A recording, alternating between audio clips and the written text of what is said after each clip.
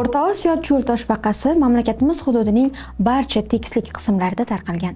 O'zbekiston, Qozog'iston, Turkmaniston, Tojikiston, Eron va Pokistonning shimoliy hududlarida tarqalgan. O'zbekistonda ayniqsa Qizilqum, Bo'zsuv, Surxon vohasi, Navoiy, Qashqadaryo, Buxoro kabi hududlarda uchraydi. Hozirda cho'l toshbaqasi Qizilqum, Surxon, Nurota davlat qo'riqxonalarida va Jayron ekomarkazida muhofaza ostiga olingan.